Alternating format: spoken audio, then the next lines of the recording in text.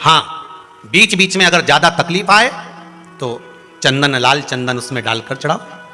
लक्ष्मी की कमी आए, कमलगट्टा डालकर चढ़ाओ। रोग ज्यादा घेर रहा हो तो काली तिल चढ़ाकर चढ़ाओ। और ज्यादा तकलीफ बीच में आ रही हो तो शमी पत्र चढ़ाने के बाद फिर जल चढ़ाओ।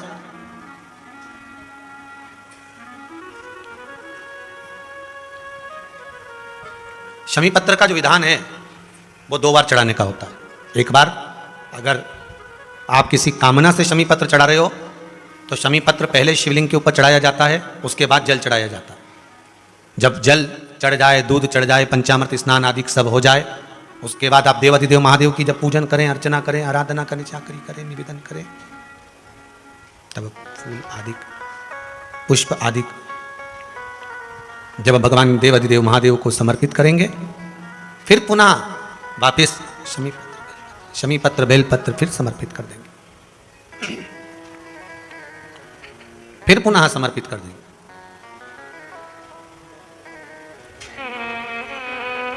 कभी शमी पत्र चढ़ाकर आप जल चढ़ा दो,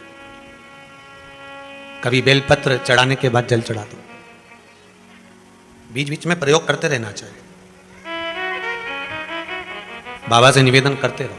ये जरूरी नहीं कि आप रोज ये चढ़ाओगे तो हाँ, जब आपको लग रहा है कि अब मेरा दुकान ठीक नहीं चल रही तो कमलगट्टे का पानी भगवान शिव को समर्पित कर दो।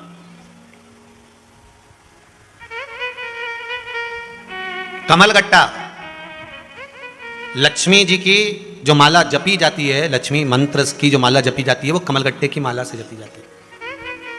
लक्ष्मी जी को कुबेर की प्रियता के भाव से कमलगट्टा दिया जाता है, और कमल और कमलगट्टे का भाव एक ही होता है। अगर आप कमल का पुष्प भगवान को समर्पित नहीं कर पाते तो कमलगट्टा भी अगर शंकर को चढ़ा रहे हो, जैसे भगवान विष्णु ने भगवान शंकर को, भगवान शिव जी को श्रावण के महीने में एक नियम लिया था कि पूरे श्रावण के महीने में 108 कमल के पुष्प दूंगा, और भगवान शंकर ने उनकी परीक्षा ली तो एक कमल का पुष्प छुपाया, उसको ढूंढा, नहीं मिला। सारा प्रयास कर लिया, माता लक्ष्मी जी ने सब प्रयास करे पर कमल का पुष्प नहीं मिला। देवऋषि नारद ने कहा नेत्र को कमल कहते हैं, तो नेत्र भगवान विष्णु ने अपना नेत्र निकालकर शंकर भगवान को समर्पित करा, तो शंकर जी के 3 नेत्र हो गए। भगवान शंकर ने अपना सुदर्शन चक्र भगवान विष्णु को दिया, तो शिव जी चक्र देते से ही भगवान विष्णु सुदर्शन चक्रधारी हो गए। भगवान सुदर्शन चक्रधारी हो गए, भगवान शंकर त्रिनेत्रधारी हो गए। एक नेत्र अर्थात शास्त्र कहता है कि कमल के फूल की जगह भगवान विष्णु ने अपना नेत्र दिया था। तो यहां संसार का मनुष्य तो इतना बड़ा तो धर्मात्मा नहीं हो सकता कि कमल के फूल की जगह अपनी आंख निकाल के दे देगा। तो भगवान ने भी फिर भाव प्रकट करा कि कमल के पुष्प का जो बीज होता है, कमल के पुष्प का जो भाव होता है वो कमलगट्टा होता है। जब मौका मिल जाए, लगे आपको कि लक्ष्मी की कमी है, कमलगट्टा पानी में डालकर या कमलगट्टा शिव जी पे चढ़ाकर उसका पानी चढ़ा दो।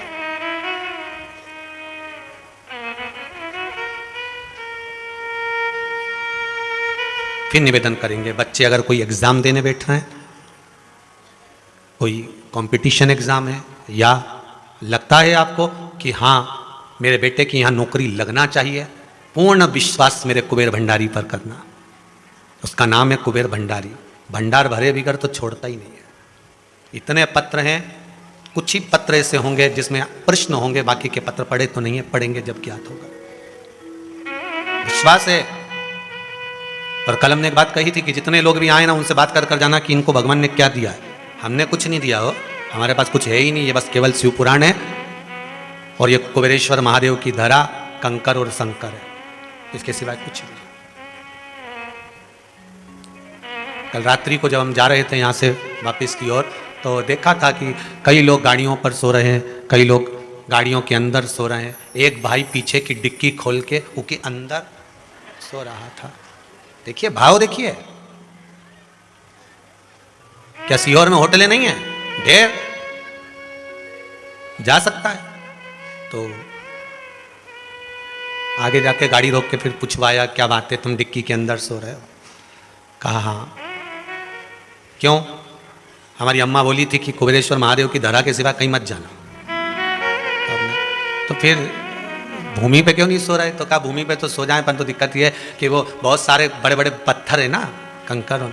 तो हमने कहा वो कंकर शंकर है, वो साधारण नहीं है, वो रात भर शंकर जी भी कहते जागरण कर, भजन कर।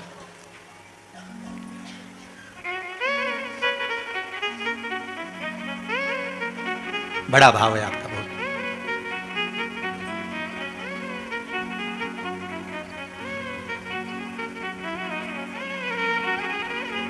महाराज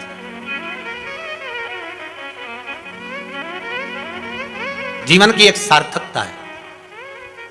मीराबाई ने आस लगाई थी, भगवान कृष्ण के सामने जाकर दूध का कटोरा रखकर मीराबाई 4 साल की भगवान से कहती है, मेरे दादा दूधाजी बीमार पड़े हुए हैं, ले आओ। ये उन्हें दूध भेजा है कटोरा भर के। मीराबाई को नहीं मालूम था कि भगवान दूध नहीं पीते। मीराबाई को नहीं मालूम था कि भगवान कुछ खाते नहीं, ये तो पत्थर की मूर्ति है। दूधाजी जब जाते थे तो भोग लगाकर वापस लाते थे, तो खा लेते थे, पी लेते थे। आप भी तो वही करते हो, भोग लगाया और खा लिया। मीराबाई को नहीं मालूम कि ऐसा होता है। मीराबाई ने तो कटोरा सामने रख दिया, ले आओ भगवान। भगवान तो आए ही नहीं। मीराबाई चोटी गुथने में लग गई अपनी। 2 चोटी बना रही थी, कोई रिबिन वाली, गुत्ते गुत्ते केला वाली। अब मीराबाई चोटी गुथने में लगी, हाथ खासा करके आई और भगवान से फिर बोली, अरे पी लो पी लो पियो। भगवान नहीं आए। मीराबाई चढ़ गई सिंहासन के ऊपर और भगवान के गले में हाथ डालकर बोली, कान के अंदर, पी ले, एक आध दिन दूध नहीं पिएगा नहीं तो दुबला हो जाएगा, पी ले। और भगवान की मूर्ति झुक गई, कटोरा उठा लिया और दूध पी गया। मेरा द्वारका का नाथ दूध पी रहा है। विश्वास दृढ़ था, पत्थर में से भगवान प्रकट हो गया था। अब मीराबाई को तो भगवान प्रकट होकर दर्शन दे दिया, पर दूधाजी के मन में, मीराबाई ने कटोरा लिया, कटोरा अंगूठी से बजाती बजाती दूधाजी के पास पहुंच गई। दूधाजी ने पूछा, ला प्रसाद दे दे। मीराबाई बोली, सब डकार गया, सब पी गया। वे तो कौन के भगवान। दूधाजी बोले, फालतू की बात मत करना, पत्थर की मूर्ति कोई दूध पीती है? अरे दादा तुम्हें क्या मालूम, मैंने खुद पिलाया। जितने लोग तबीयत देखने आए थे, दूधाजी का स्वास्थ्य देखने आए थे, सब कहने लगे, ये मीराबाई तो झूठ बोल रही, खुद पी गई होगी। मीराबाई बोले, मैं काय को पी गई, मैं कोई बिल्ली हूं, मैं पी गई। और मुझे काय को झूठ बोलकर मैं दूध पीऊंगी? मैंने दूध वगैरह नहीं पिया है, भगवान ने पिया। भगवान ने पिया, हाँ सबूत है। मीराबाई बोले, सबूत क्या दूं? दूधाजी बोले, मीरा कमरे में जाओ। मीराबाई बोले, काय को कमरे में जाऊं, झूठ का इल्जाम लगा मेरे पर। जब भगवान कृष्ण पर झूठा इल्जाम लगाता तो सतराजीत की मणि ढूंढने के लिए वन में चले गए थे। तो मीराबाई बोली, मैं भी कम नहीं पड़ूं, उसी की भगत, अभी दूध का कटोरा भर के लाती हूं, चलो मेरे साथ। और दूधाजी को भी ले गई और गांव के लोगों को भी ले गई और भगवान के सामने ले जाकर दूध का कटोरा रख दिया। और दूध का कटोरा रखकर भगवान से बोली, भगवान जैसे पहले पिए थे वैसे पी जाओ। तो भगवान कोई प्रकट हो, हंसी खेल तो है नहीं कि हर चुटकी बजाओ ने भगवान सामने, चुटकी बजाई और भगवान सामने नहीं आए। गांव के लोग कहने लगे, आधा घंटा हो गया, मीरा भगवान कहाँ है? भगवान नहीं आया। अब तो मीराबाई मन में सोची कि मैं झूठी कहलाऊंगी। मीराबाई तुरंत सिंहासन पर चढ़ी, गले में बैया लगाई, भगवान के हृदय से लग गई और कानों में कहा, अगर नी पी तो तेरे को तेरे बाप की सौगंध है। और फिर तो भगवान तुरंत झुका और कटोरा उठाया, ढगर ढगर पी गया। गांव के लोग देखते रह गए, गजब, पत्थर की मूर्ति झुक दिया, पत्थर की मूर्ति।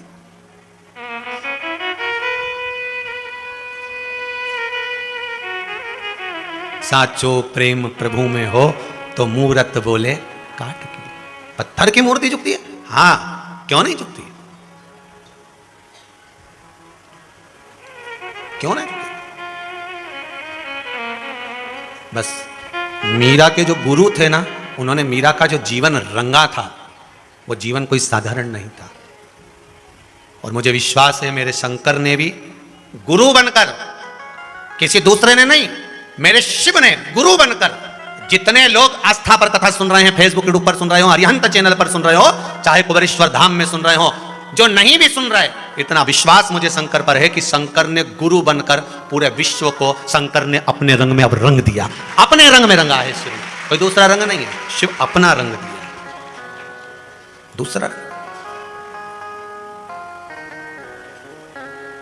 ओमकार और निराकार साकार हमारी चूनर में। रंगी गुरु ने, और गुरु जब रंगता है तो कोई साधारण नहीं रंगता। ओमकार और निराकार साकार हमारी चूनर में, अखंड ज्योत सा चंदा चमके सूरज मेरी चूनर में। सत्य नाम से पल्ला भर दो, ऐसी रंगो रे गुरुदेव चूनर मेरी, ऐसी रंगो गुरुदेव। आप आराधना कर रहे हो, चाहे राम की करो, चाहे कृष्ण की करो, चाहे शिव की करो, वो देता जरूर देखा। महाराज ये जो आत्मा रूपी गाड़ी है ना, मन रूपी गाड़ी, इस मन रूपी गाड़ी को सुधारना किसी सदगुरु के पास नहीं जाकर सुधारना, या तो भगवान की भक्ति, भगवान का विश्वास इतना प्रबल कर लो, भरोसा इतना दृढ़ कर लो कि भगवान आपके कार्य को साध दे, भगवान उसको साध दे। एक बार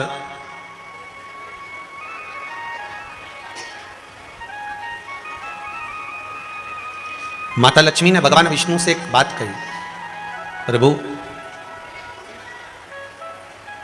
अगर संपूर्ण ब्रह्मांड में से, संपूर्ण पृथ्वी पर से मेरी अगर दृष्टि हट जाए, अगर मान लो लक्ष्मी रुष्ट होकर चली जाए, लक्ष्मी की दृष्टि, कृपा दृष्टि हट जाए, तो फिर इस संसार को चलाना बड़ा मुश्किल हो जाए, फिर संसार चलना बड़ा कठिन है। अगर मान लो मैं अगर रुष्ट हो गई, मेरी दृष्टि हट गई, मेरी दृष्टि समाप्त हो गई और मैं नहीं देख पाई, मैं नहीं स्मरण कर पाई, तो फिर ये संपूर्ण ब्रह्मांड तो बेकार।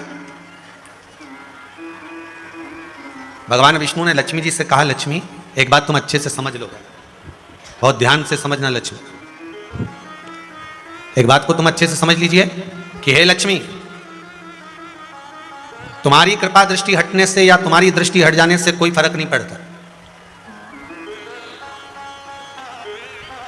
तुम्हारी कृपा दृष्टि या तुम्हारी दृष्टि हट जाने से कोई फर्क नहीं पड़ता। भगवान विष्णु कहते हैं बस जहां पर, जिस जगह पर नारायण की दृष्टि होती है वहां लक्ष्मी को जाना पड़ता है। तुम किसी को दो ना दो, तुम कहो कि मैं इसको दूं ही नहीं, मैं इसको प्रदान ही नहीं करूं, तो ये एक बात अलग हो जाती है।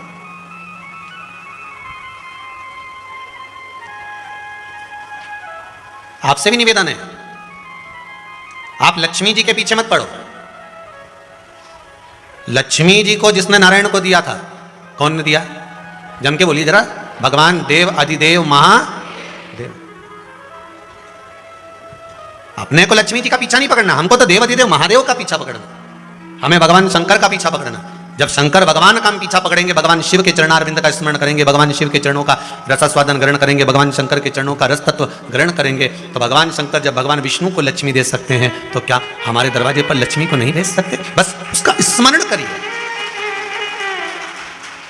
पहले की शिव महापुराण में एक बात कही थी कि भगवान विष्णु ने लक्ष्मी जी को अपूर्ण कहा है। सुनिए ना कथा, लक्ष्मी जी को अपूर्ण कर रहे हैं भगवान विष्णु कि तू अपूर्ण है, तो लक्ष्मी जी रोने पड़ी, नैनों से जल बह रहा था लक्ष्मी जी के कि मुझे अपूर्ण कहा गया, मुझे अपूर्ण कहा गया।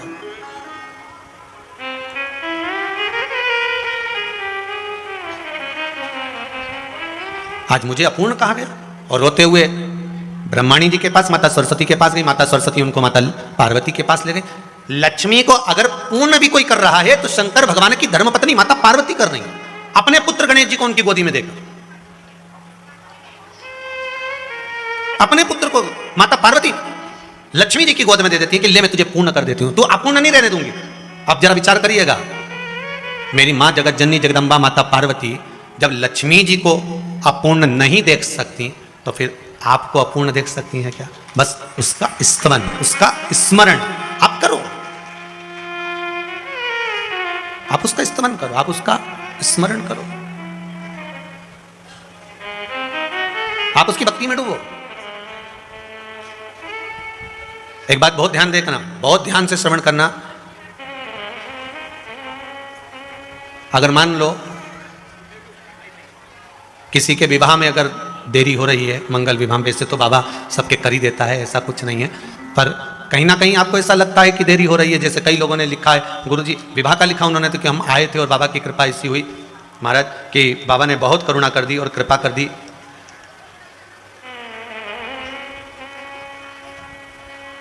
एक कोई नितिन प्रजापत मालेगांव महाराष्ट्र से,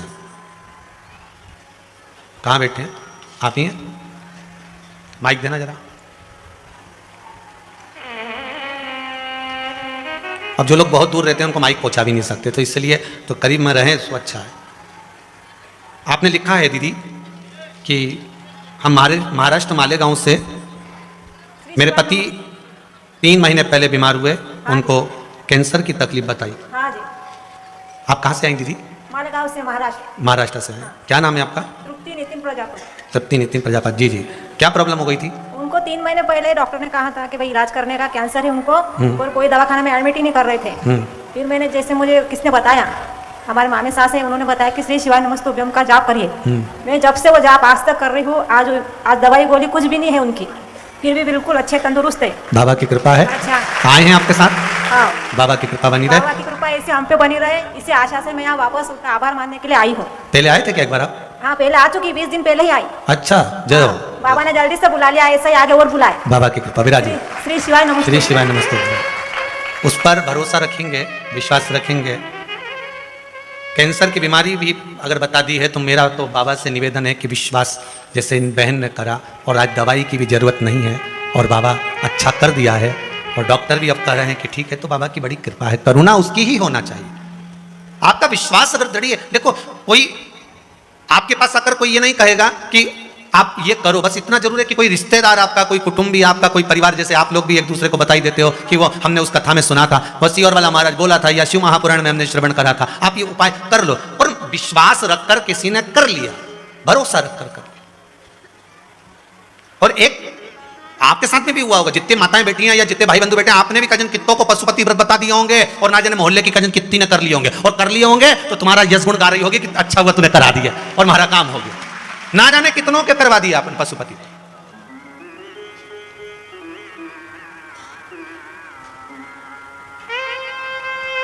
ना जाने कितने।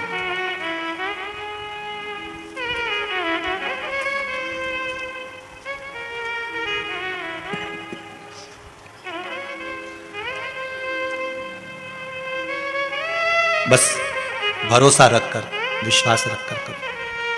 माना कई लोग कहेंगे कि गुरुजी हम भी करते हैं पशुपति व्रत, हम भी व्रत धारण करते हैं, हमने भी उपास करा, पर हो सकता है कि आपका कार्य नहीं हुआ।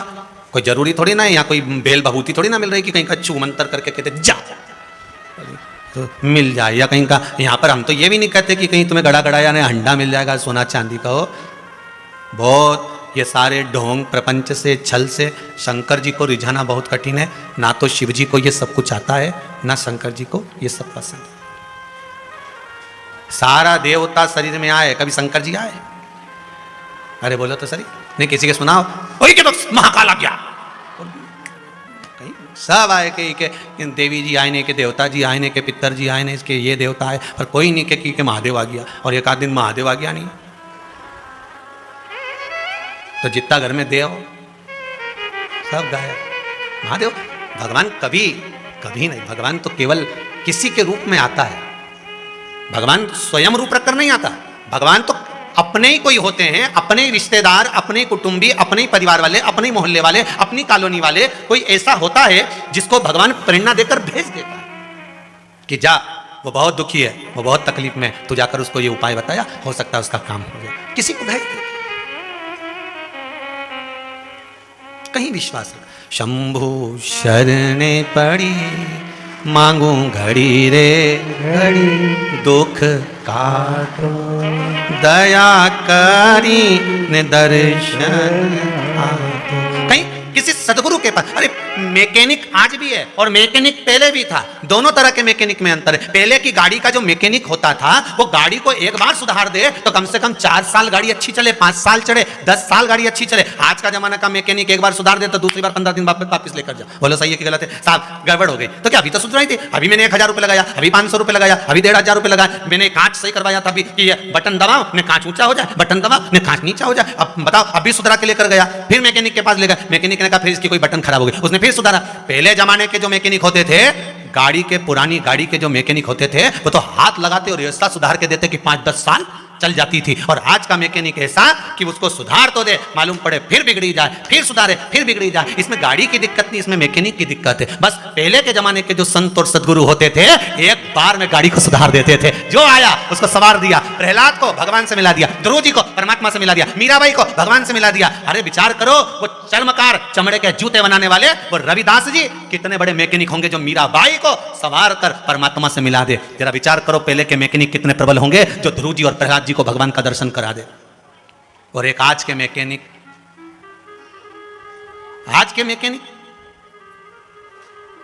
अब आज का मैकेनिक बार बार सुधारे, बार बार संवारे, फिर भी ना सुधरे, फिर भी ना सवरे। बड़ा तकलीफ, ना सुधर रहा। कोई सदगुरु हो,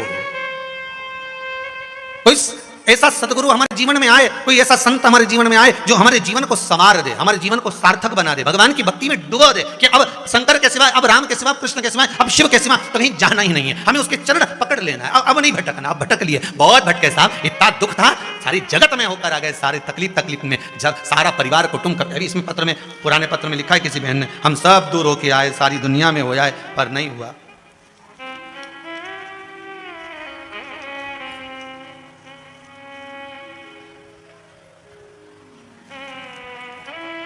ये लिखा है, श्री शिवाय नमस्तुभ्यम। मैं खरगोन से प्रतिभा मोहन राठौर। कहाँ बैठी हैं? ऊपर बैठी हैं क्या? अच्छा, इधर बैठी हैं प्रतिभा मोहन राठौर। जरा माइक दीजिएगा। आप खरगोन से आई हैं।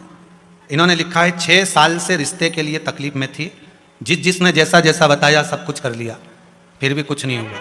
सारी पूजन करवाई आई तो भी कुछ नहीं हुआ।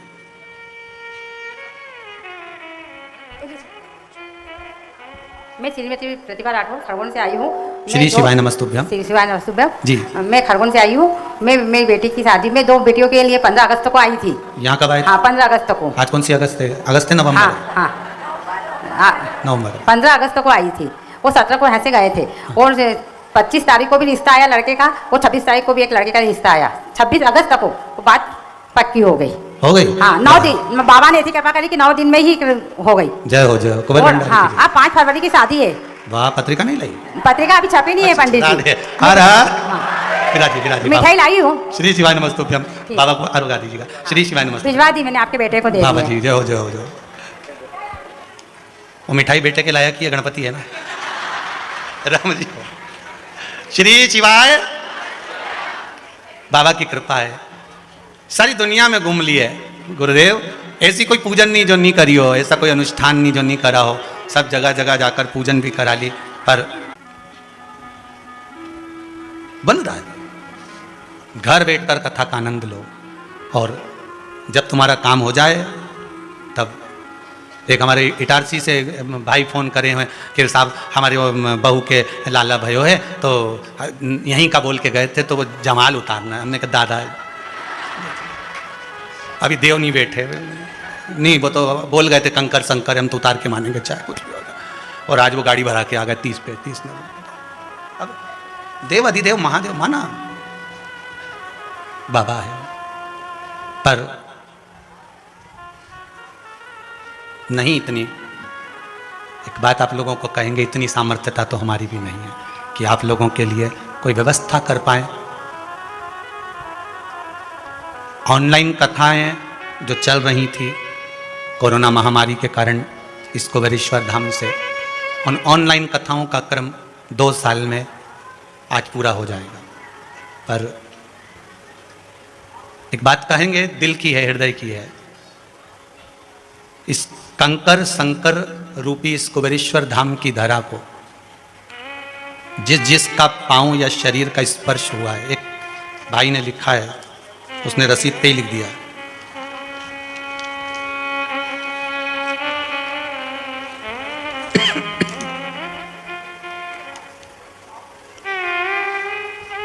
मैं मुनीश चंद्र मिश्रा फरुखाबाद से हूँ। कहाँ बैठे हैं? कहीं किधर? अच्छा इधर है, जरा माइक दो। मैं मुनीश चंद्र मिश्रा फरुखाबाद से हूँ। मेरे रीढ़ के 2 गुर्जे हट गए, डॉक्टर ने ऑपरेशन का बोल दिया था। मार्च में जिला पंचायत का चुनाव भी लड़ना था।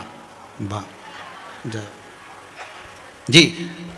मैं मुनीश चंद मिश्रा जिला फरक्का से हूँ गुरुजी। श्री शिवाय नमस्तुभ्यम। नमस्ते। मैं मार्च में गुरुजी जिला पंचायती के चुनाव लड़ना जा रहा था, तो वहाँ जो हमसे दबंग लोग थे, अखिलेश यादव के रिश्तेदार, उन्होंने सीट हमारी बैकवर्ड करा दी।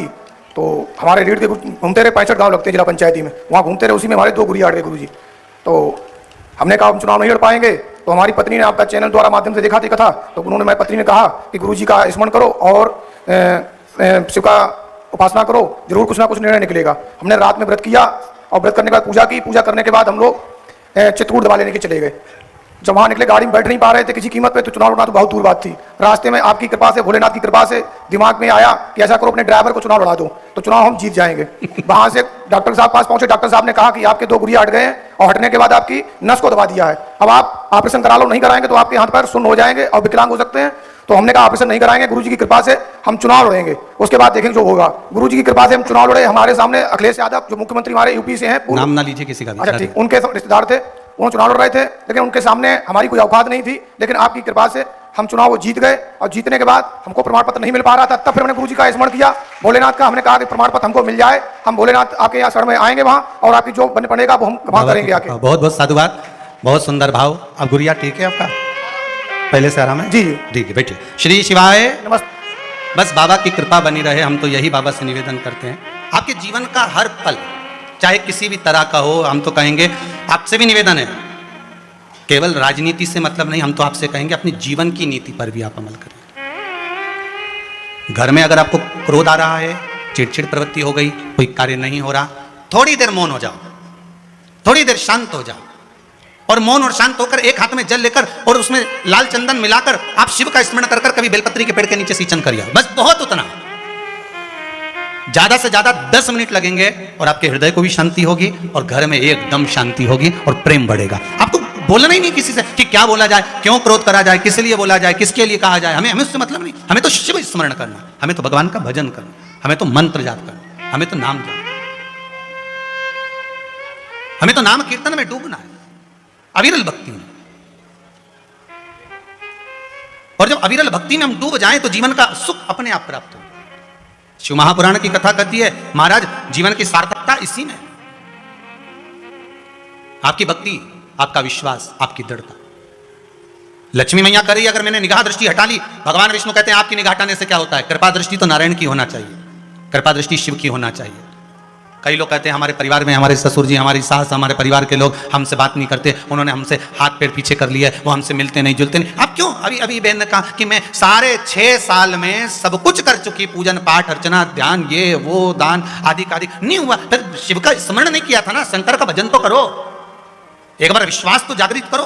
और अगर भरोसा और विश्वास जागृत हो गया तो फिर जीवन में दुख का, भजन तो करो।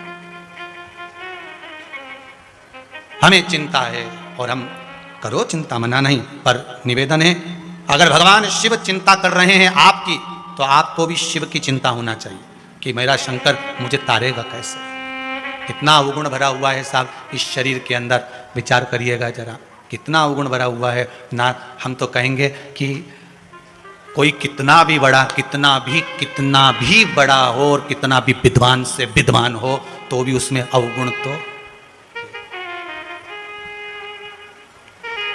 कोई कितने बड़े पद पर भी जाकर बैठ गया, अवगुण तो जम के बोलो हे।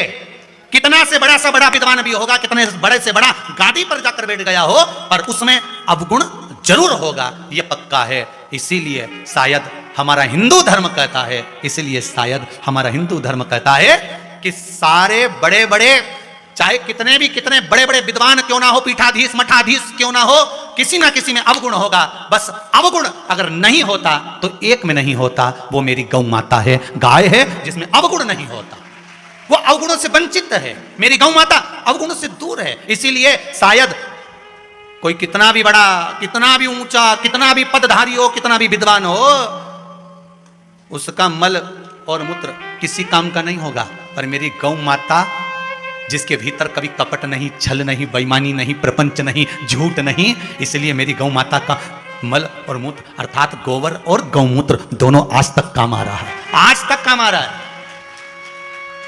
क्योंकि उसमें छल नहीं है, उसमें कपट नहीं है, उसमें बेईमानी नहीं, उसमें प्रपंच नहीं। गौ माता में अगर छल होता तो विचार कर लो, अपने बच्चे के हिस्से का दूध तुमको नहीं दे देती। बेचारा छोटा सा बछड़ा को तो छोड़ते हैं, बछड़ा मुंह लगाता है, और थोड़ा सा मुंह लगाया, गाय ने दूध छोड़ा और छोड़ते से ही बछड़े को पीछे हटाया और सारा नोच नोच के निकाल लिया। अपने बच्चे का दूध तुमको दे रही है, छल कहां है उसके पास में, झूठ कहां है उसके पास में, कपट कहां है उसके पास में। इसीलिए तो उस गाय गौ माता का गोबर भी आज तक पूजाता है, आज तक उस गौ माता के गोबर को लेपन करते, पूजन करते, अर्चना करते, स्मरण करते। गौ माता के मूत्र को आज भी लोग पान करते, स्मरण करते, पूजन करते, अर्चना करते, शुद्धता में भाव में लेते। क्यों? क्योंकि उसकी प्रबलता है, उसमें कपट नहीं, उसमें छल नहीं, उसमें बेईमानी नहीं, उसमें प्रपंच नहीं, उसमें कोई छल नहीं समाया।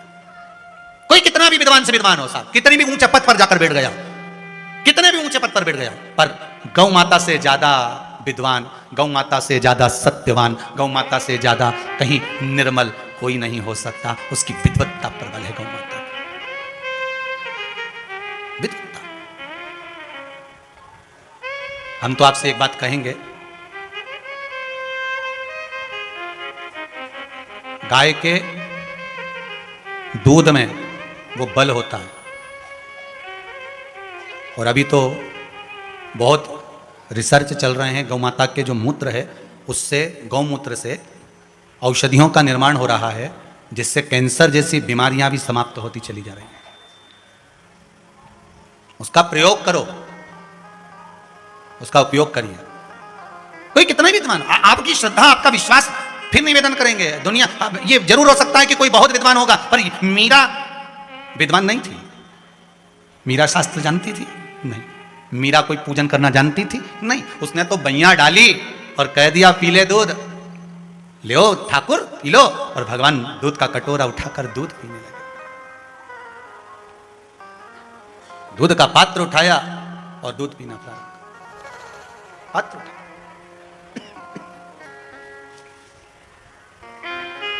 भाव शुद्धता कि दूध पियो मेरे गोविंद प्यारे, दूध पियो मेरे गोपाल प्यारे। कारी गाय का दूधवा मंगाया, चांदी के कटोरे में दूधवा पिलाया। भगवान लियो दूध पी लीजिए, ये दूध धारण कर लीजिए। विश्वास था। भगवान कह रहे हैं लक्ष्मी, आपको हमारी दृष्टि पर चलना है, क्योंकि शिव ने आपको हमें दिया है, हमारी दृष्टि पर करो। धन और धर्म, क्या क्या चीज जम के बोलिए, धन और धर्म। कभी गलत जगह पर मत लेकर जाना, ना धन को गलत जगह पर लेकर जाना, ना धर्म को गलत जगह पर लेकर जाना।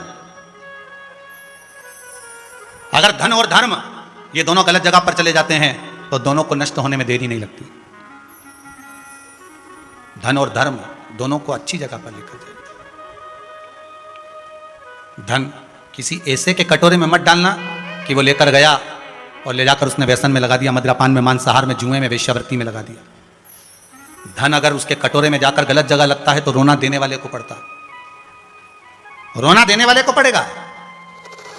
इसलिए धन को भी सतमार्ग में लगाइए, अच्छी जगह पर लगाइए। कोई गरीब कन्या का विवाह हो रहा है, उसमें लगा दो। किसी को जरूरत है, भोजन नहीं है, उसको भोजन करा दो। किसी की विद्या का खर्चा नहीं हो रहा, आप उसकी खर्चा उठा लीजिए, विद्या सतमार्ग पर लगा, अच्छी जगह। और धर्म को भी कहीं गलत जगह पर लेकर मत जाना। धर्म भी गलत जगह पर, धर्म गलत जगह नहीं जाना चाहिए। कितना सुंदर कहा है, भजन भी कर रहे हो ना तो कहाँ बैठकर करना वो भी बताया गया है शास्त्रों में। जहां भजन करना चाहिए उसका भी स्थान कहा गया कि आप अगर कथा कह रहे हो, आप किसी को अपनी बात कह रहे हो, आप किसी को राम नाम दे रहे हो, आप श्री शिवाय नमस्तुभ्यम मंत्र किसी को दे रहे हो कि भैया चलो अपन दोनों मिलकर जपते हैं, तो कहां बैठकर देना, तो उसका भी स्थान कहा गया कि उसको दीजिए जो इसके काबिल है, जिसके मन में विश्वास ही भगवान के प्रति नहीं, तो उसको अगर आप मंत्र देवी दोगे, राम नाम देवी दोगे, कृष्ण नाम देवी दोगे, तो उसका क्या तत्व होगा।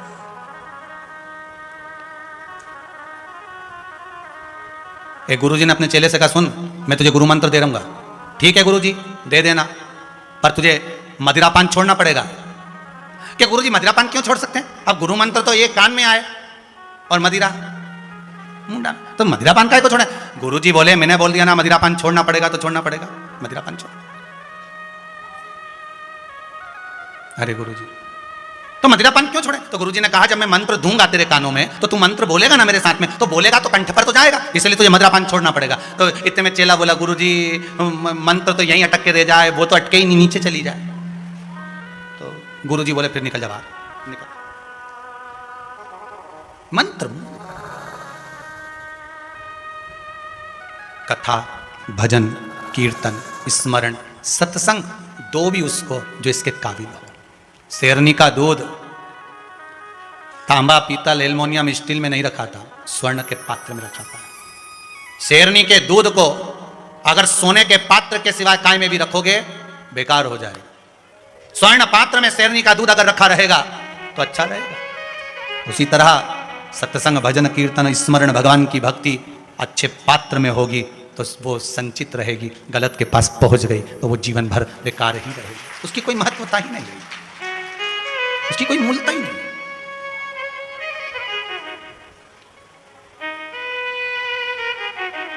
बस उसकी भक्ति। तुझे छोड़ सुन काशी वाले कोई ना मीत हमारो, एक बार भोले हंस कर कह दो तू मेरा।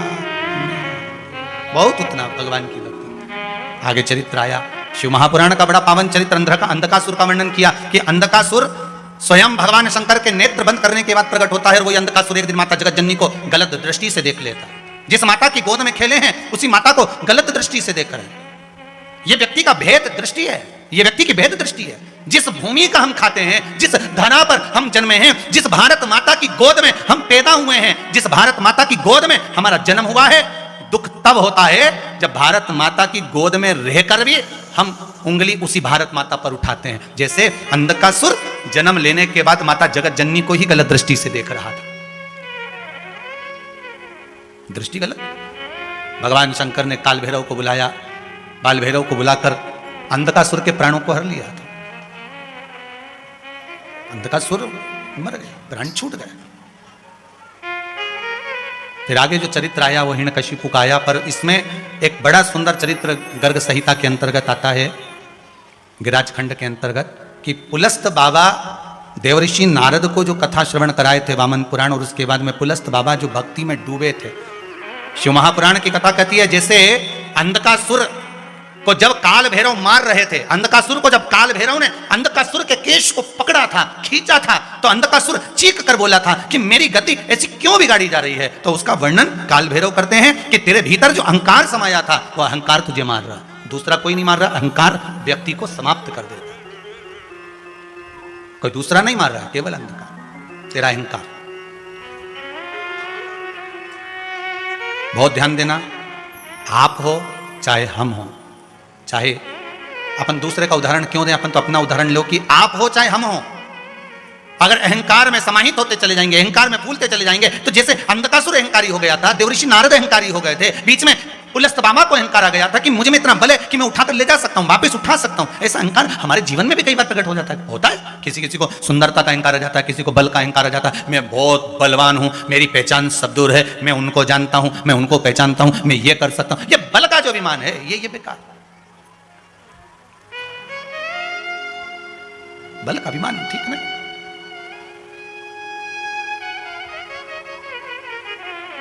अभी कुछ दिन पहले खामगांव वाले कथा करवा कर गए थे, आज जब मिलने आए तो कहा गुरुदेव बड़ी कृपा करी है भोलेनाथ जी ने, जब से कथा करवा कर गए, कहीं बैठे होंगे, कहा अभी बीच में कौन सी तारीख से कथा थी आपकी? 31 अगस्त से 6 तारीख तक थी, सितंबर में जजमान पद ग्रहण करा था। आज कह रहे थे गुरुजी बाबा ने ऐसी कृपा कर दी कि यहाँ से जाने के बाद ऐसी करुणा बाबा ने करी है कि बाबा वापिस कथा के लिए ही आया हूँ कि बाबा कृपा कर दी। बहुत बहुत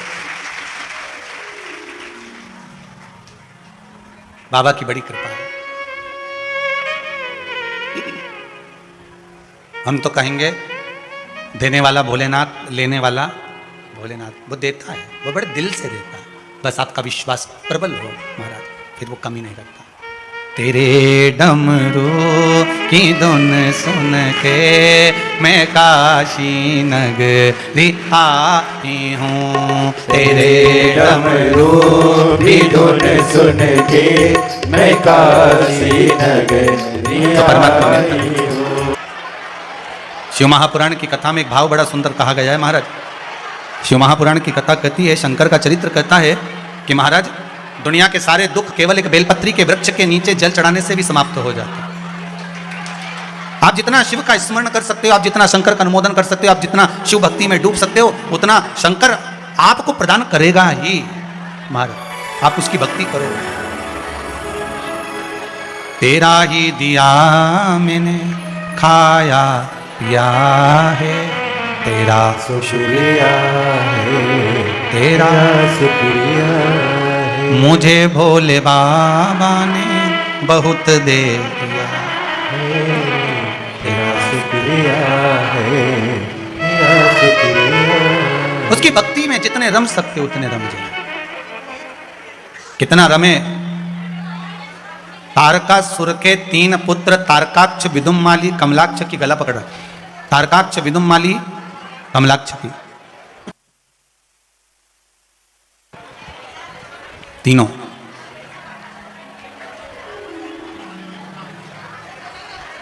पिता के जाने के बाद, तारकासुर के जाने के बाद में इन तीनों ने विचार कर लिया था कि अपन देवताओं से बदला लेंगे, अपन देवताओं को नष्ट कर देंगे।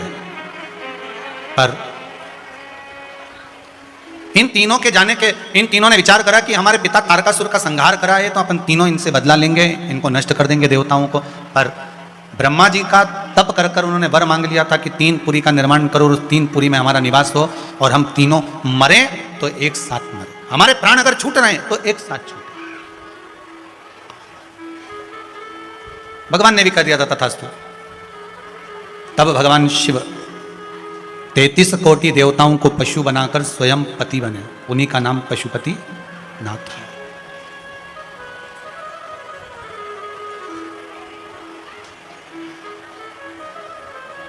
और पशुपति नाथ बनकर जब तारकासुर के तीनों पुत्र को, तारकाक्ष, विदुम्माली, कमलाक्ष की, इन तीनों का संहार किया, इन तीनों का जब संहार हुआ तब देवताओं ने भी कहा कि अगर कुछ वर मिला है, कुछ वर अगर प्राप्त हुआ है तो जन कल्याण के लिए हुआ है। एक बात बहुत अच्छे से अपने जीवन में उतारिएगा महाराज। किसी को शरीर में अगर मान लो देवी देवता आते हैं और वो दूसरे का अच्छा काम करते हैं ना, तो वो शरीर में देवी देवता भी टिकते हैं। मान लो आते हैं तो टिकते हैं, अगर अच्छा कर रहे हैं तो। और जिस दिन शरीर में अगर कोई हवा है और उसने दूसरे का बुरा करना प्रारंभ कर दिया, तो फिर वो देवता वहां नहीं रहता, वो देवी वहां नहीं रहती, वो स्थान की महत्वता नहीं रहती, वो स्थान की महत्वता अपने आप घट जाती है। आप जब तक भगवान से जुड़े हुए हो, आपकी वाणी सत्य की वाणी। कौन सी वाणी है? सत्य की वाणी। पहले आपने भी देखा होगा, आपकी सास या आपके ससुर या आप खुद या आपके बच्चे जब भी कुछ बोलते थे ना, तो उनकी वाणी सत्य हो जाती थी। माँ ने कहा ऐसा मत करना और वो कर लेते थे तो रोना पड़ता था। पिताजी ने कहा ऐसा मत करना और कर लेते थे तो रोना पड़ता था। क्यों? क्योंकि उनकी वाणी सत्य की थी, क्योंकि भगवान की भक्ति में दिन रात डूबे रहते थे, भगवान के भजन में, भगवान के कीर्तन में, भगवान के स्मरण में वो हमेशा डूबे रहते थे, हमेशा। वाणी स्वयं सत्य की हो जाती है, सत्य की वाणी।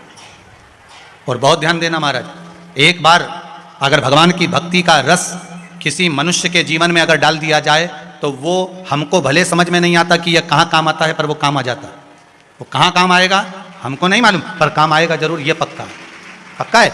कई लोग कहते हैं महाराज जी आप कथा कहते हो, हम भूल जाते हैं, याद तो रहती ही नहीं है, तो फिर कथा सुनने से फायदा कौन सा है? अगर कथा याद नहीं रहती तो कथा सुनने से लाभ क्या है? कथा क्यों सुने? हम उनको एक ही बात कहते हैं कि तुमने 2 महीने पहले 5 तारीख को क्या खाया था, तुमको मालूम है क्या? नहीं मालूम ना। पर 5 तारीख को 2 महीने पहले जो तुमने खाया वो तुम्हारे शरीर में गया, शरीर में गया तो उससे रक्त बन गया, रक्त बना तो आपके शरीर में आज तक चल रहा है। 2 महीने 5 तारीख को पहले जो तुमने खाया था वो तुम्हारे शरीर में आज तक चल रहा है, तुम्हारे शरीर को वो चला रहा है, उसी तरह अगर शिव महापुराण की कथा आप सुन लिए हैं, आपने सुन ली है, आप सुन रहे हैं, तो इतना अंदाजा रखना अपने जीवन में कि ये आज क्या आखिरी में प्राण छूटेंगे तब तक निकलने वाली नहीं, ये रहेगी शरीर। और कहां कहां काम आ सकती है, ये एक माता ने लिखा है। रतलाम से आयुष राठौर इस पत्र को लिखे। रतलाम से आयुष राठौर, कहीं बैठे हो तो हाथ हिला देना।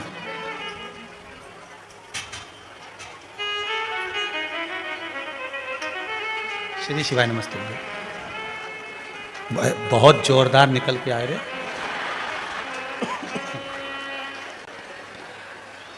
आयुष जी राठौर,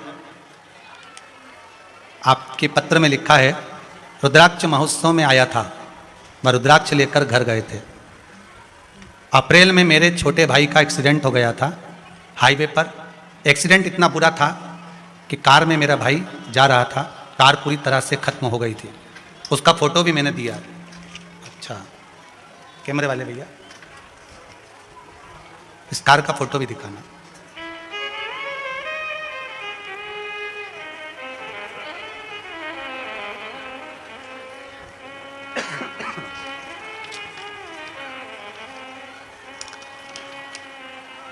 इतनी हड्डियां टूट चुकी थी इसके, उसके फोटो भी हड्डियों के भी भेजे।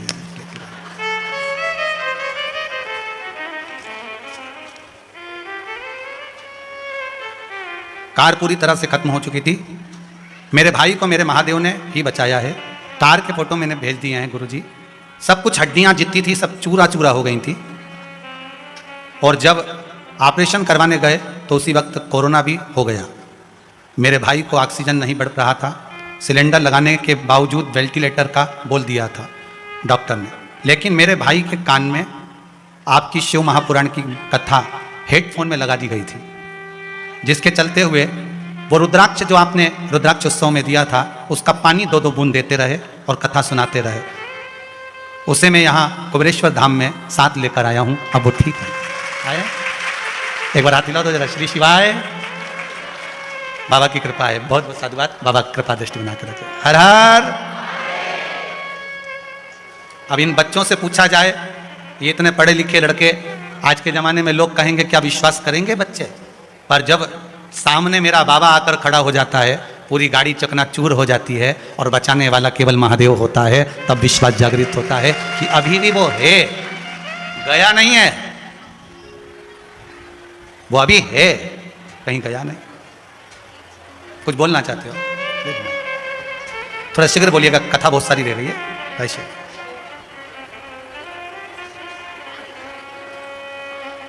श्री शिवाय नमस्तुभ्यम।